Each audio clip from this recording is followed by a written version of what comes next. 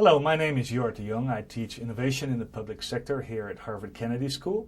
I'm also the academic director for the innovations program here. And I'm delighted to present Agents of Change, a new book that I wrote together with Sandra Rijnsels and Frans Nauta.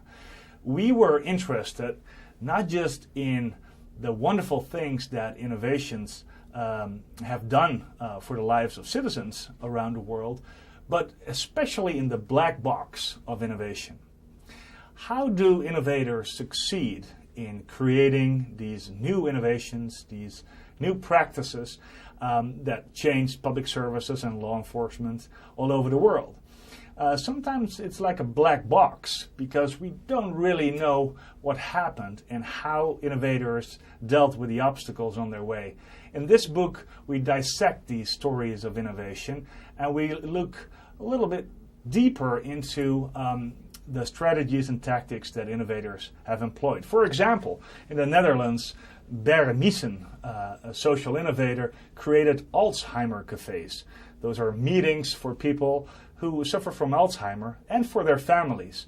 And these Alzheimer cafes provide a great opportunity for patients and their relatives to learn more about the disease and to share ways of dealing with that disease. Now, this was created without initial government funding. It was really a smart way of combining resources that were already available in society. What we did is we analyzed what the use of language was, what the use of timing was, what ethical dilemmas the innovators were dealing with when they were pushing their innovation. And so we made a cross-cutting analysis of 8 different cases of innovation in this book. And we kind of were after a more analytic understanding of the challenges that innovators face. So we wrote this book with students of public sector innovation in mind, but also with practitioners and aspiring innovators in mind. What are the challenges that they can anticipate if they're trying to innovate public services? And how can they understand and deal with those challenges?